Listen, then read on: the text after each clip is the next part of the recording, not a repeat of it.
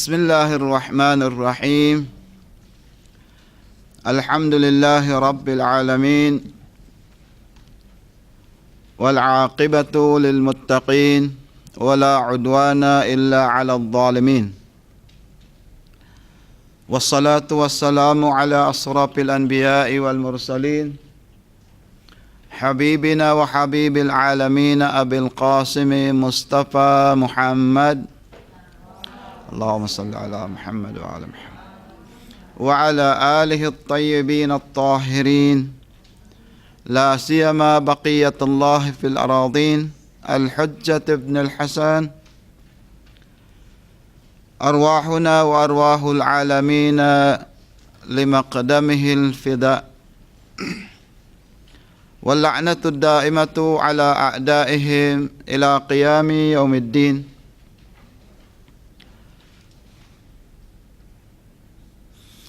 قال الله سبحانه وتعالى في كتابه الكريم: بسم الله الرحمن الرحيم.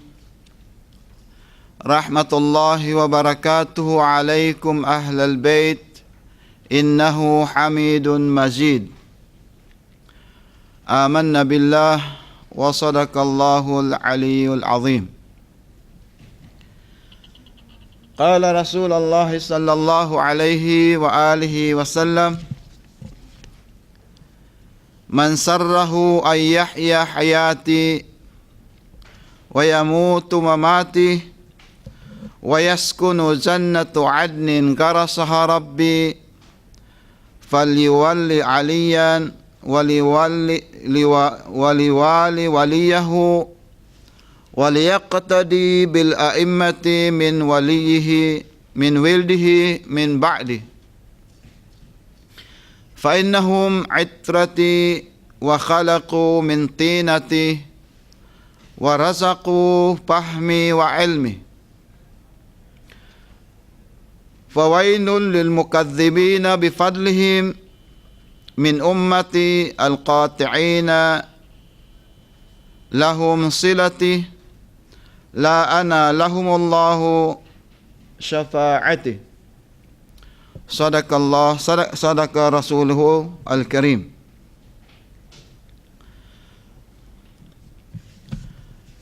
Ang topic natin ngayon ay sa pang-sampung imam ng Ahlul Bayt,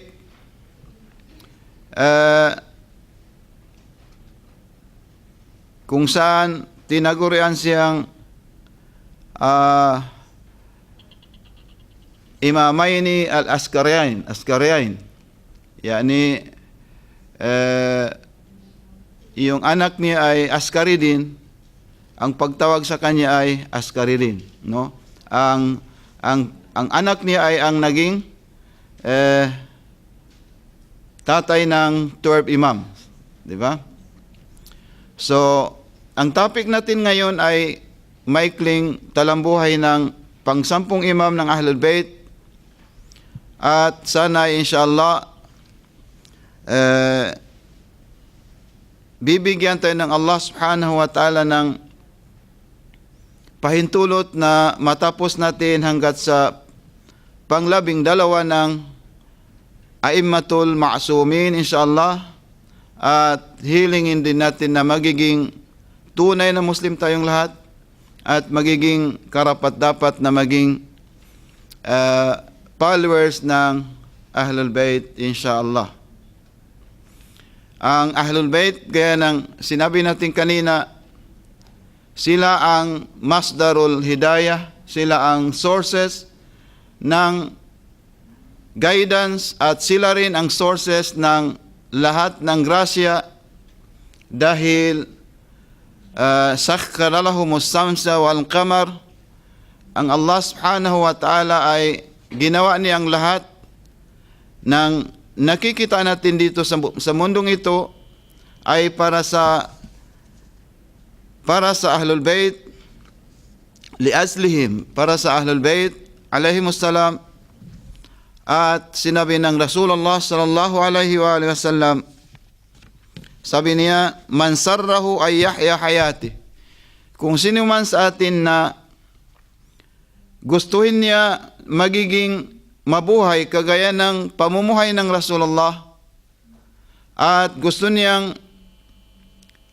bumalik sa Allah subhanahu wa ta'ala kagaya ng pagkamatay ng Rasul sallallahu alaihi wasallam, at sino man sa atin ang wayaskunu jannatu adnin garasaha rabbi, at kung sino man sa atin ang may gustong mamuhay sa Jannatu Adnin, paraiso na kung saan nakalaan sa mga propeta, lalong-lalo na ang Prophet Muhammad sallallahu alaihi wa sallam na tinaguri ang Jannatun Naim. Sabi ng Rasul, kung sino man sa atin ang gustong mamuhay o tumira doon sa pinakamataas na paraiso nakalaan sa Rasulullah, ano ang gagawin natin? Garasa Rabbi, na iyon ay inihanda ng Rasulullah, ng Allah subhanahu wa ta'ala para sa mga taong matatapat na nananampalataya sa Allah subhanahu wa ta'ala. Faliwali aliyan, ang dapat gawin natin na lubos nating o matapat nating sundin ang guidance ng Ahlul Bayt. Unang-una ang Imam Ali alayhi salam. Faliwali aliyan, dapat sumunod tayo sa Imam Ali alayhi salam. Waliwali waliyahu, at sumunod din tayo sa mga imam na pagkatapos ng Imam Ali alayhi salam na kasunod niya. Waliyaqtadi bil a'immati min wildihi, at hindi lang ang sinabi ng Rasulullah sallallahu alaihi wasallam na sumunod tayo sa Imam Ali alayhi salam, kundi lahat ng mga imam o kaya yung mga kahalili ng Rasulullah ay nakasulat sa kitab at sa hadis ng Rasulullah, yun ay bilang wajib o kaya dapat talaga liyaqtadi bil a'imma, yani dapat talaga tayo na natamassak bihidayati wa wilayatil a'immatil ma'sumin. Dapat tayo ay kunin natin o kaya sundin natin ang alituntunin na kung saan ginawa sa atin ng Islam sa pamamagitan ng mga imam ng Ahlul Bayt.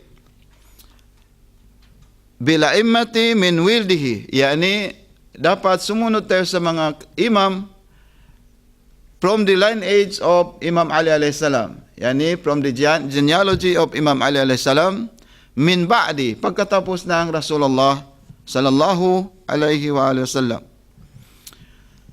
Bakit sinabi ng Rasulullah? Kasi ang sinabi dito is not only for Rasulullah at saka Imam Ali alayhi salam. Labudda an naqtadi wa natamassak bil a'immatil ma'sumin alayhim assalam bila tamyiz, yani hindi dapat piliin lang natin ang kung sino ang yung nalalaman natin. Kasi kung minsan ang palagi nating na-i-explain o kaya na-i-expose sa mga tao itong Ashura or halimbawa itong 12 imams, pero ang ibang mga imam, especially itong imam na pang-10 imam, kung minsan ay nagiging tayo, no? Parang hindi natin nabibigyan ng focus dahil we are used to celebrate or to commemorate sa mga Ashura lamang. So alhamdulillah, through this program na nagkataon, lahat ng mga imam dapat ma-explain natin at maibigay natin ang mga kaunting katalambuhay ng mga imam. So, sinabi ng Rasulullah, pa'innahum itrati, wala siyang inirekomenda sa atin na ibang tao kahit lubos mang umatapat mang sahabat man o kaya followers man ng Rasulullah o kaya mga pamilya man ng Rasulullah, yung mga pangalan na hindi niya binanggit ay nararapat, hindi tayo nararapat na sumunod o kaya naktadibihim. Kundi ang mga pangalan lang kung saan binanggit ng Rasulullah ang dapat na sundin natin at liyaktadibihim. At sa kanila tayo na kukuha ng mga guidance insyaAllah subhanahu wa ta'ala. فَإِنَّهُمْ عِتْرَتِي وَخَلَقُوا مِنْ تِينَتِي. Dahil sila ang mga pamilya ko na nagsisimula sa Imam Ali a.s. papunta sa Imam Hasan, papunta sa Imam Hussein, papunta sa Imam Ali as-Sajjad, papunta sa Muhammad al-Baqir, papunta sa Ja'far ibn Muhammad as-Sadiq, papunta sa Imam Musa al-Kadhim, papunta sa Imam Ali ibn Musa, papunta sa Muhammad ibn Ali at-Taqiyul Jawad, papunta sa Ali ibn Muhammad al-Hadi al-Naqi. At yun ngayon ang pag-aaralan natin. At maliban doon, mayroon pang dalawa na natitira. Yun ay isa-isa na binanggit ng Rasulullah. Anong purpose doon? Para walang makapag-claim na ibang leaders o kaya pinuno na pwede silang mag-claim na sila ang nararapat bilang kapalit ng mga imam. So, binanggit yun ng Rasulullah na isa-isa. At wakala kumintinati, ang mga taong nabanggit natin yun ay galing sa iisang Anwar. Hindi naman pamilya ko, no? Hindi family name ko yun, Anwari. Hindi. Anwar, yani, galing sila sa isang, iisang light, no? Kaya nga, sinabi natin kahapon na ang Rasulullah, siya ang markazu kulla shay. Siya ang source ng bawat nilalang, kasali na ang kung ano man ang nasa loob nito. Wakala kumintinati warazaku pahmi. Yung dapat na magiging guidance o kaya gabay ng isang katauhan, dapat meron silang dapat meron silang tunay na kaalaman ng Quran. Kaya nga, sinabi ng Allah subhanahu wa ta'ala, the time na sinabi ng mga Kristiyano na ang Rasulullah ay walang followers at wala siyang pwedeng mag-support sa kanya sa kanyang misyon. Ano ang sinabi ng Allah subhanahu wa ta'ala? Sapat na sabi ng Allah sa iyo, ya Muhammad, na ang paniniwala mo sa Allah, at sapat na sa iyong alladhi indahu ilmul kitab. Sapat na ang magsaksi sa iyo yung taong nandoon sa kanya ang kaalaman ng dihul Quranul Karim. Sino ang tinutukoy ng Quran na yun? Walang iba kundi yung sinabi ng Rasulullah, ana madinatul ilmi wa aliyun babuha. Walang iba kundi ang Imam Ali alayhis salam, kung saan ang lahat ay galing sa wildi o kaya genealogy ng Imam Ali alayhis salam at saka Fatima. Warazaku pahmi. Sabi ng Rasulullah, yung ilmo na naibigay sa akin ng Rasulullah ay naibigay ko, naihabiling ko na sa kanila at naibigay ko na sa kanila. So ano ang sinabi ng Rasulullah doon? Pawailun lil mukadzibina li fadlihim. Hinahamon ng Rasulullah yung mga taong hindi maniniwala sa Ahlul Bait at hindi maniniwala sa karangalan ng Ahlul Bait at hindi maniniwala na ang Ahlul Bait ay hindi sila makakagawa ng kasalanan at hindi din sila purified, sila ang tunay na dalisay after Rasulullah sallallahu alaihi wasallam. Ang sino mang hindi maniniwala na ganoon, sabi ng Rasulullah, la ana lahum syafaati. Hindi nila makukuha ang aking intercession sa kabilang buhay. Hindi nila makukuha ang yung tagapagitan ng Rasulullah sa kabilang buhay. At yun ang nakakatakot sa ating lahat, kung bibitiwan tayo at iiwanan tayo ng Rasul sallallahu alaihi wa alihi wasallam, dahil ang ginagawa natin ay hindi sapat para mailigtas tayo sa kapahamakan sa kabilang buhay. So yun ang hadis na ginawa o kaya wika ng Rasulullah, at yun ay sapat para sa mga naniniwala sa Allah at sa kabilang buhay na walang pag-aalinlangan na dapat sumunod tayo sa Ahlul Bayt ng Rasul sallallahu alaihi wa sallam. At ngayon nandito tayo sa pang-10 imam ng Ahlul Bayt. Ang pangalan niya ay Imam Ali. Maraming Imam Ali. Imam Ali ibn Muhammad Al-Hadi An-Naqi. Either Al-Hadi or An-Naqi. Imam Ali ibn Muhammad. Sino yung Muhammad? An-Naqi or Al-Hadi. Sino ang kanyang nanay? Sino ang kanyang pinakamamahal na? Samana al-Maghribiyya. Galing yun, Samana al-Maghribiyya, kung saan mismo ang Imam Ali ang nagwika. Sabi ng Imam Ali tungkol sa kanyang nanay, sabi ng Imam Ali, sabi niya, ang Samana al-Maghribiyya ay ang Samana ay siya ay napaka-relihiyosong ginang, o kaya isa siya sa pinaka-relihiyosong babae na ginugol niya ang kanyang tanang buhay sa pag-aayuno. No? Ginugol niya ang kanyang buhay sa pag-aayuno, yani sa pag-fasting. Hindi ibig sabihin doon na yung aside from 1 month na Ramadan ay nag-fasting siya ng 11 months, everyday na fasting. No.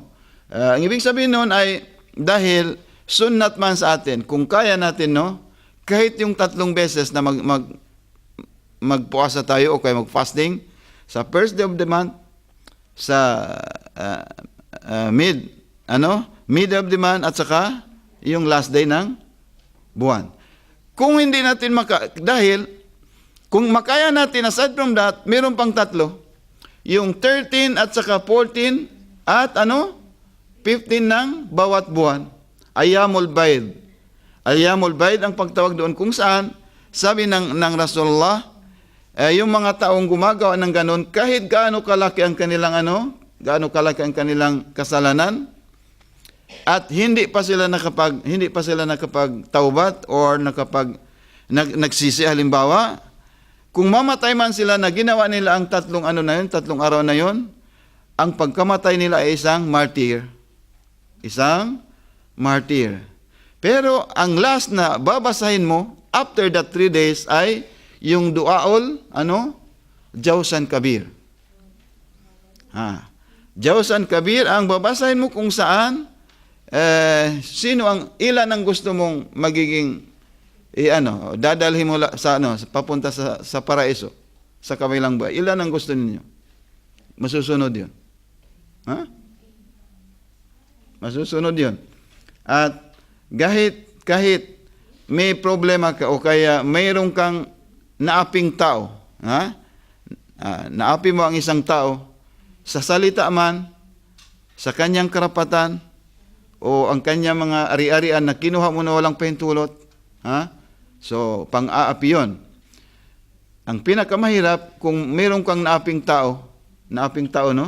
Sa salita man, o kaya yung ari-arian na kinuha mo na walang pahintulot, ang pinaka mabisang kasalanan yun, dahil kung halimbawa, hindi ka niya papatawarin, Allah subhanahu wa ta'ala will not forgive you also. Yun ang pinakamahirap. Yung kasalanan natin sa ibang tao. Pero sa Allah subhanahu wa ta'ala, walang problema. Dahil kung sincere tayo na maghingi ng kapatawaran, inshallah ibibigay ng Allah subhanahu wa ta'ala. Pero kung hindi natin makaya, halimbawa na ang isang magkaibigan o kaya 2 taon na naapi niya ang kanyang kaibigan or sino man, vice versa, no? Hindi niya makayanan na sabihin na inapi kita or hindi niya makayanan sasabihin yun.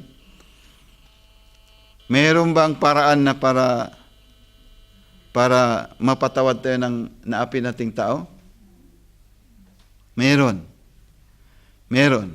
Ha? Huwag ninyong kalimutan. May bayad ito, no? May bayad. Pero gifts ko na sa inyo. For the sake of Banin, inshallah. Sekreto yon. Ano yon? Paano? Kung nakagawa ka ng kasalanan sa isang tao at hindi mo makayang sabihin sa kanya, ang problema kung namatay na yon o kaya nauna sa atin, no? Mahirap natin hanapin. Ganun man yun, no? Ang gawin mo is maghingi ka ng kapatawaran para sa kanya. Ikaw mismo ang maghihingi ng kapatawaran para sa kanya. Then let Allah subhanahu wa ta'ala will be the one to forgive him. Yun. Yani, maliban sa meron tayong karapatan ang bawat isa sa atin na dapat ipagdasal natin ang kaligtasan ng bawat isa. Aside from that, kung naapi natin ang isang tao, yun, maghingi ka ng kapatawaran para sa kanya. Yun lang. Very simple. At kung hindi mo makayang sasabihin sa kanya o kaya isauli kung mayroon kang nakuha sa kanya, no? Halimbawa, pera man or ano man, hindi mo makayang isauli sa kanya dahil, baka sabihin niya na isa kang mga taong ganun, yun. So, ibigay mo na lang yun bilang isang kawanggawa at sabihin mo sa Allah na, Ya Allah, itong gantimpalan nito ay para kay Pulan or Pulana. No? So, sabi ng Rasul ng Imam Ali An-Naqi or Al-Hadi, sabi niya, ang nanay ko ay relihiyosong tao at ang kanyang buhay ay ginugol niya sa pag-aayuno. Ang 10 Imam alayhi salam ay sinabi niya sa kanyang nanay na dahil isa siyang mabuting babae, sabi niya, isa siya sa mga taong papasok sa paraiso at isa siya sa mga tao na bibigyan ng mataas na karangalan o kaya gantimpala sa kabilang buhay kasama ang Hazrat Fatimah Az-Zahra salamullahu alaiha.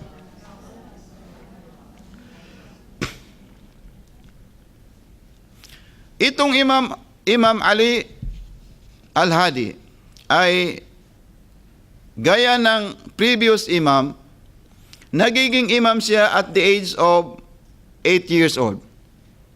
Nagiging imam ang Imam Ali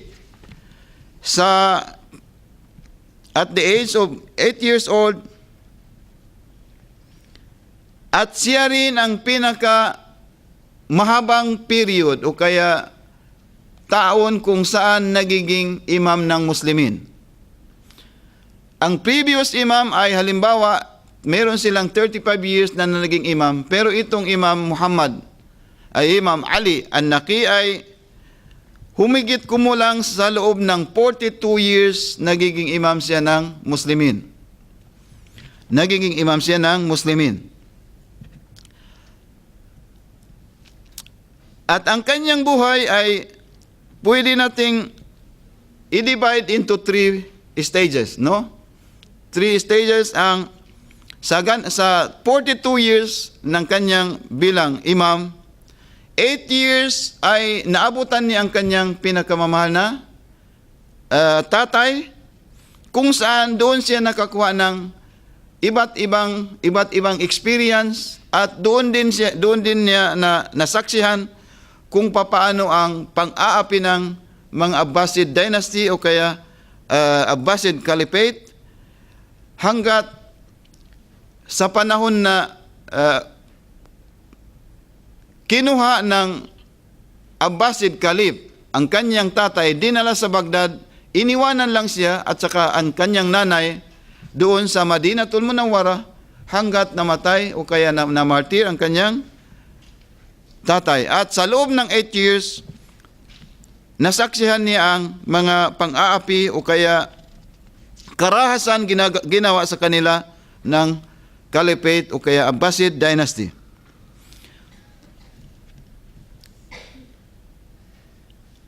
Sallu ala Muhammad wa ala Muhammad.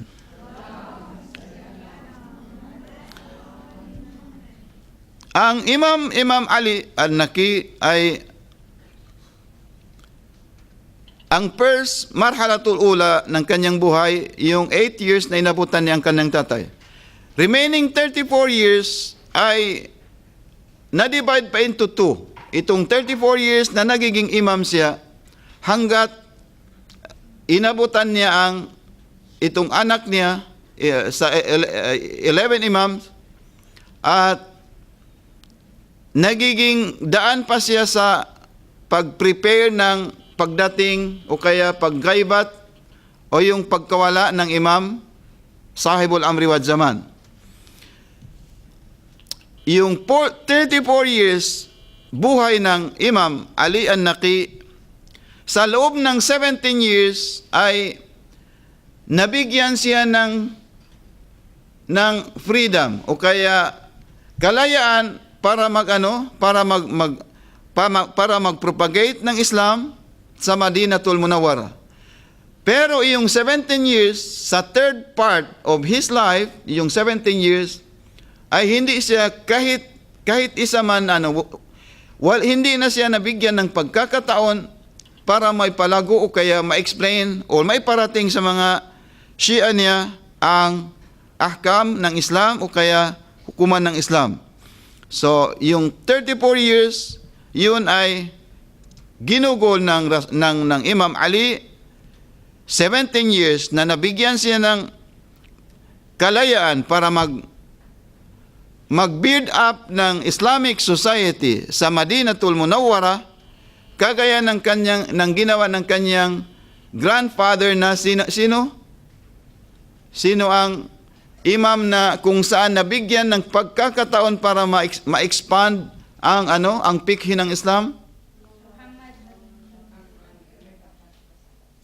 Sino yung hanggat ipinangalan sa kanya ang mazhab? Yung pang-anim na imam, walang ginawa ang Imam Ja'far Sadiq dahil at that time nasa pagitan yun ng pagitan ng Umayyad dynasty at saka Abbasid dynasty, kung saan napabayaan sila para mag-propagate ng Islam. So, kagaya ng kanyang grandfather, ang ginawa niya ay nag-propagate siya, nag-build up siya ng different madrasa. Yani, hindi yung madrasa kagaya natin ngayon, no. Yani, ang ginawa niya ay umuupo siya sa masjid ng Masjidun Nabawi at doon niya ipinapalago o kaya itinuturo ang fikhi ng Islam sa mga followers ng Ahlul Bayt. Kaya nga sa Arabian Peninsula hanggat umabot sa Africa ang Islam at saka Ahlul Bayt ay lumago at saka dumami rin ang followers ng Ahlul Bayt. Isang araw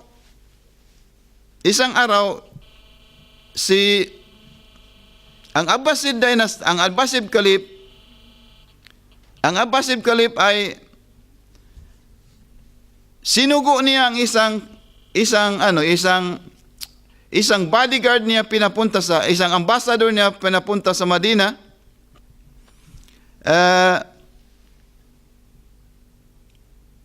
At nirekomenda niya ang isang pinaka-expert sa ano yung nagbibigay ng poet, yung nagbibigay ng siir, yung ano, nagbibigay ng mga tula, no? Tula ba yun? Itong isa sa mga pinaka-known poet ng Abbasid Caliph na si Junaid at the age of 80 years old. At the age of 80 years old, dahil gustong maliitin ng Khalifa ang Imam Ali an-Naqi, isinugo niya ang isang ambassador niya, pinapunta sa Madina at pinilit niyang papuntahin ang Imam Ali an-Naqi papunta doon kay Junaid na isang para magiging tutor, no? Magiging teacher ng para magtula ang Imam Ali. Ang purpose doon ang purpose ng Khalifa ay para kung sakali magbibigay ng nasihat ang Imam Ali Naqi, he will be ang sasabihin ng Imam Ali Naqi ay siya ay estudyante ni Junaid. Yani yung mga poem o kaya tula na dapat na ibibigay o kaya ituturo ng Imam Ali ay nanggagaling yun kay Junaid, isa sa mga pinaka-known poet at that time. So dahil ang governor ng Madina ay takot din sa Khalifa, ay wala siyang nagawa kundi alam nila na ang pinaka-known sa Madina ay yung Imam Ali an-Naqi, dala na sa kanyang tatay. So ginawa yun ni Junaid, pero instead na magiging estudyante ang imam, ang nangyari ay kabaliktaran. Tinanong ng Khalifa si Junaid kung ano ang progress ng pagtuturo niya sa Imam Ali. Sabi ni Junaid, kabaliktaran. Sabi niya, I am the students, ana talibun, wa huwa mudarrisi. Hindi ako ang nagiging teacher, kundi ako ang nagiging estudyante ng imam, at through him nalaman ko lang ang tunay na ilmu ng Islam. So, yung purpose ng Khalifa na maliitin ang pagkatao ng imam ay kabaligtaran ang nangyayari. So, nagiging failure siya, no? So, sabi niya, ako ang nagiging estudyante at ang imam ang nagiging teacher ko. At doon ko lang sa kanya nalaman ang tunay na landas ng Islam. So, sallu ala Muhammad wa ali Muhammad.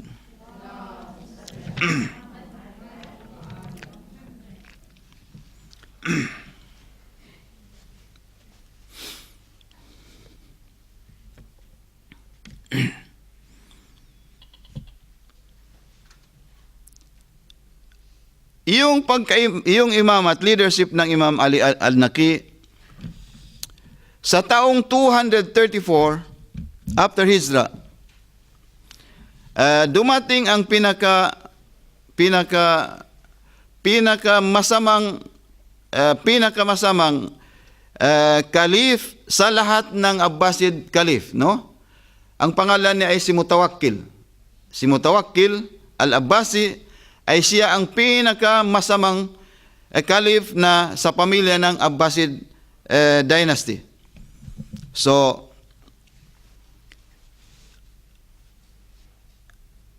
isa siya sa mga kalif na nakaisip bordosilin yung sirain ang shrine ng Imam Hussein alayhis salam. Itong Karbala sa Iraq. Siya ang nag-order, itong si Mutawakkil, na aside from na pinapatay nila ang mga followers ng Ahlul Bayt at that time, nag-order siya para to desecrate or to destroy the grave of Imam Hussein alayhi salam. Yani siya pang nag-utos para sirain ang grave o kaya shrine ng Imam Hussein alayhi salam. Subalit, hindi yun nangyari. Hindi yun nangyari. Dahil nag-against ang the whole empire ng Arab country at saka mismo ang taga-Iraq ang nag-demonstrate o kaya nag-against sa order ng ni Mutawakkil. Nang mag-failure ang itong si Mutawakkil na sirain ang shrine ng Imam Hussein alayhi salam, ano ang ginawa niya? Known itong istorya ay known sa mga sa atin. Iwan ko kung narinig ninyo na kung isang araw na itong sa Euphrates, no? Gumawa itong si Mutawakkil ng parang sail, isang para patakbuhan ng tubig. Anong tawag doon? Kanal. Naggumawa siya ng malaking kanal papunta sa grave ng Imam Hussein alayhi salam para para mawala o kaya matangayin ng tubig ang dahil gusto niyang sirain, hindi nagawa ng mga tao dahil nag-against ang the whole city of Karbala. So ngayon nag-order na naman si na sirain sa pamamagitan ng tubig. Ano bang nangyari? Alam mo rin kung anong nangyari. Halimbawa, sa sentro yung kanal ay malalagay, kung halimbawa tatamaan yung shrine ay 100% matatangay yung shrine. Pero ang tubig ng darating na sa shrine ng Imam Hussein alayhi salam, anong ginawang tubig? Gumaganyan siya. Lumilihis yung tubig mismo sa shrine ng Imam Hussein alayhi salam. Yani, yung ginawang kanal, pinakamalaking kanal at pinahano ng tubig. Ngayon, yung tubig mismo ang lumilihis sa shrine ng Imam Hussein alayhi salam. Isa yan sa mga mu'jizat ng binigay ng Allah subhanahu wa ta'ala sa pangalan ng Imam Hussein alayhi salam. Dahil ang naisip ni Mutawakkil, ang the best na gagawin niya ay, sabi niya, hindi ko yung ginawa dahil tubig ang ang tumangay sa kanya, hindi yung kasalanan ng Caliphate. Pero mismo ang tubig na ang nag-recognize sa karangalan ng Imam Hussein alayhi salam. Diba? Hindi yun nagawa. Pangatlong scheme na ginawa ni Mutawakkil, anong ginawa niya? Gumawa na naman siya ng order, sa lahat ng magziyarat o kaya magbisit sa sa Karbala ay puputulan ng daliri, isa, at puputulan ng paa, at ipuputulin ng kaniyang kabuhayan. So malaking na yun, malaking sigurado kung wala tayong malalim na paniniwala, matapat na paniniwala sa Ahlul Bayt, siguro sabihin na lang natin, okay, aalis na ako, mag-iiba na ako ng landas at susunod na ako sa inyo. Subalit, alhamdulillah rabbil alamin, ang target doon is ang Imam Ali An-Naqi, ang target doon na para mawalan siya ng karangalan o kaya mawawala ang kanyang pangalan. Ano ang ginawa ng Imam Ali An-Naqi? Nag-order din siya sa mga Shia niya around Arab countries na wajib ang pagziyarat sa panahon na yon. Instead of ipagbawal din niya na huwag mo na ngayon dahil mayroong mainit ang sultanate, huwag mo na kayo magziyarat. Di mo na nagbigay siya ng kautusan na dapat magziyarat kayo sa kabaligtaran ng order ng Imam Ali An-Naqi. So dahil doon, hindi din nagawa ng Imam nang ni Mutawakkil ang gusto niyang gawin sa Imam Ali, doon ay nabigyan niya ng ano, dahil siguro na nawala na ng pag-asa, dahil at that time meron ding siyang problema within themselves, no? Meron silang problema kung saan gusto niyang isolve mo na 'yon. So pinabayaan niya ang Imam Ali na para mag-preach ng Islam, at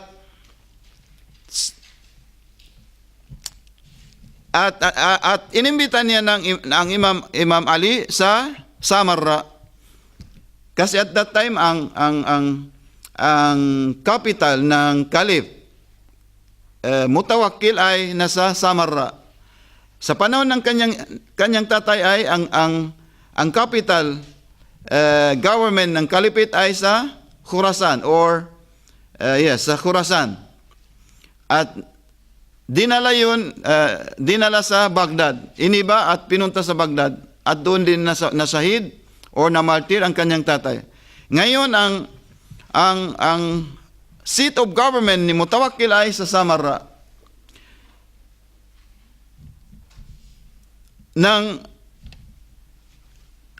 hindi may isagawa ang kanyang scheme, ang kanyang yung paninira sa imam, ano ang ginawa niya? Nag-adapt siya ng ibang style. Inimbita niya ang imam para papuntahin sa Samarra with respect and love, ganon. Pero alam yun ng Ali, dahil isa yun sa mga pain yun ng sultan para lang anuhin siya. Nang dumating siya doon sa Samarra, binigyan siya ng isang spy o kaya kasama na bodyguard, isang taga-Turkey,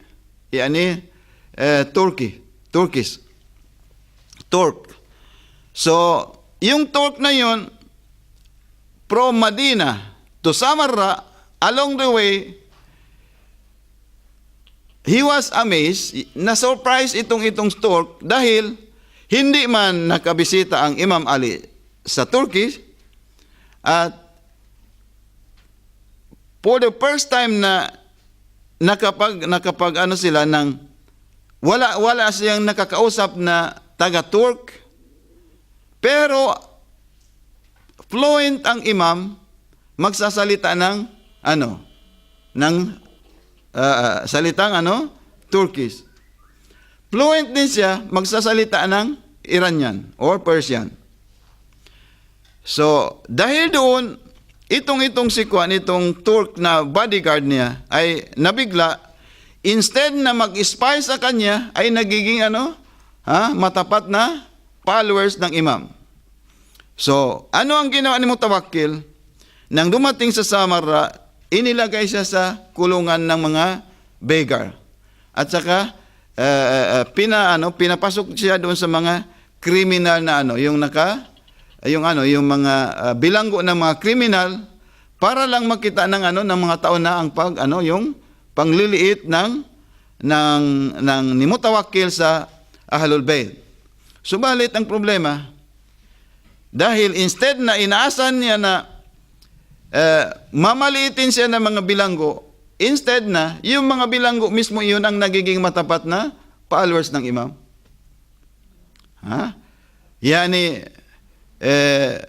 Yung destiny, alam natin na baka ikakasama na kung saan, sabihin natin, ang imam na umalis sa Makkatul Mukarramah at pinunta sa isang bilanggo. Subalit, yung bilanggo mismo, yung nakabilanggo mismo doon ay nagiging matapat na followers ng Imam Ali an-Naqi, followers ng Ahlul Bayt. Hanggat sa dumating ang araw kung saan itong si Mutawakkil ay pinatay mismo ng kanyang sariling anak. Sariling anak ang nagpatay sa kanya dahil sa sama ng kanyang behavior. Dahil sa kasamaan ng kanyang tatay ay mismo siya ang pumatay sa kanila. So Sa katapusan, yung kapalit ni Mutawakkil ay meron na naman dumating si Mu'taz o kaya si Ahmad al-Mu'tasim. Ubod din ng ng kasamaan at maliban sa pang-aapi niya sa Ahlul Bayt, inaalisan pa nila ng kabuhayan ng mga tao para lang i-abandon ang kanilang faith. At dito nagsimula ang itong si Mu'tasim Billah, siya ang nagpa-known o kaya ginawa niyang tanyag ang isang madhab na ng Ahlus Sunnah. Ginawa niya sa panahon ni Mu'tasim Billah ang yung madhab ng Shafi'i bilang pinakatanyag na madhab. Yan ang dahilan din, isa sa mga dahilan kung saan makikita natin ang karamihan ngayon dito sa Junub Sarqi Asia ay Shafi'i. Dahil sa panahon ng mga sultan, just to overlook itong mga imam para bumaba ang paningin ng mga tao sa kanila, ay ginagawan sila ng ibang paraan para lang maliitin ang kanilang pagkatao. So instead na mag-support, ginawa nilang isang known na tarika ang madhab ng Shafi'i sa panahon ni Mu'tasim al-Billah. Pagkamatay ni Mu'tasim Billah sa panahon ni si Mu'taz, itong si Muntasir,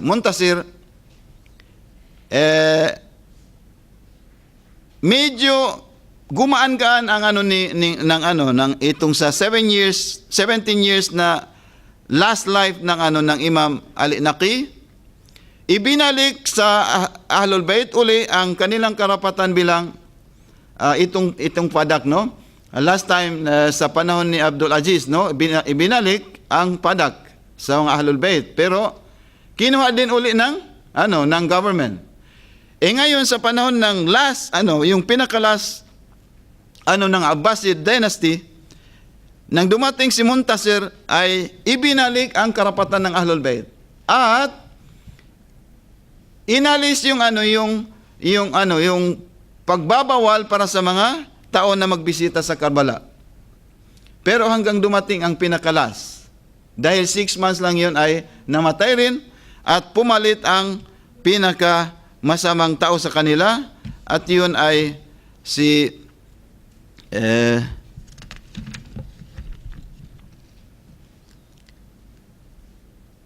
Sallu ala Muhammad wa ala Muhammad.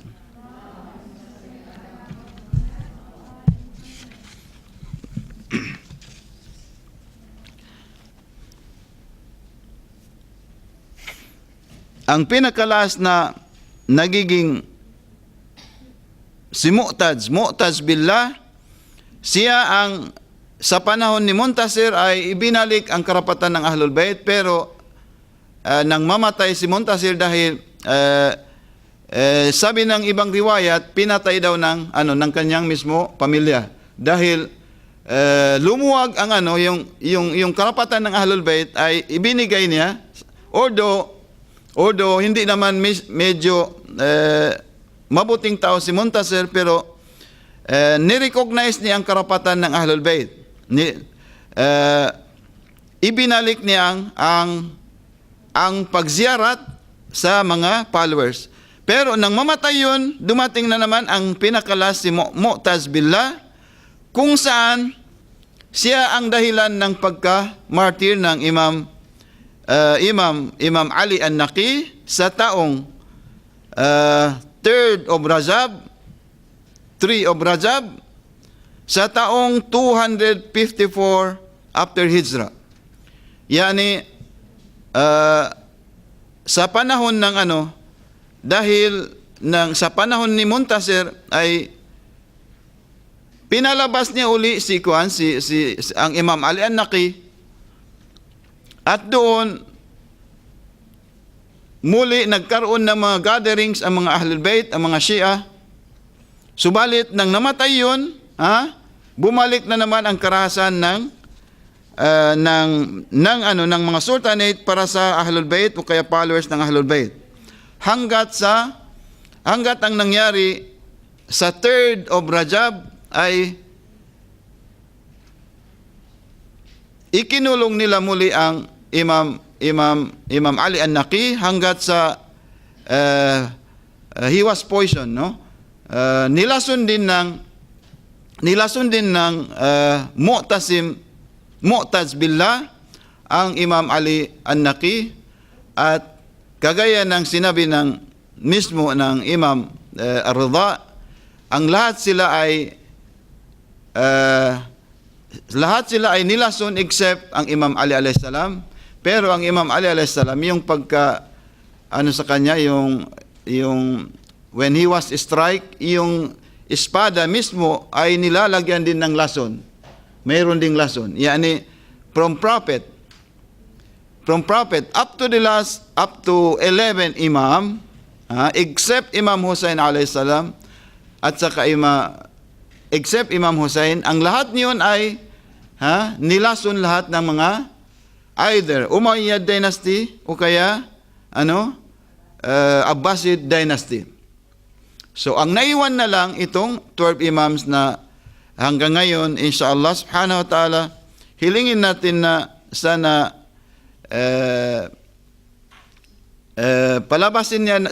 palantarin na siya ng Allah subhanahu wa ta'ala. Pero ang problema doon ay wala doon sa kanya, pero ang problema ay nandirito sa atin. Yani ang dahilan kung saan ang 12 imams ay hindi pa pinalabas o kaya lumantad, ay hindi pa nabigyan ng pahintulot ng Allah subhanahu wa ta'ala para lumantad for His reappearance. Ang dahilan doon ay kulang pa ang followers ng Imamuz Zaman.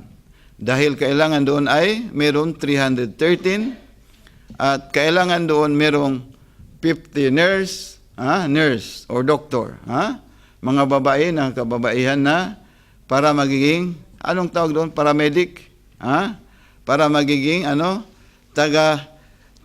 taga-gamot ng mga followers ng Imamuz Zaman. So inaasahan natin na lahat kayo insya Allah subhanahu wa ta'ala na magiging followers ng Imamuz Zaman, kahit lang yung kahit lang sa paramedic, no? Para para gamutin, dahil magkakaroon ng confrontation ang Islam at saka hindi Muslim. So sinabi ng Allah subhanahu wa ta'ala, kailangan natin na dapat alamin o kaya pag-aralan mabuti ang Ahlul Bayt at ang kanilang lifestyle, ang kanilang talambuhay, dahil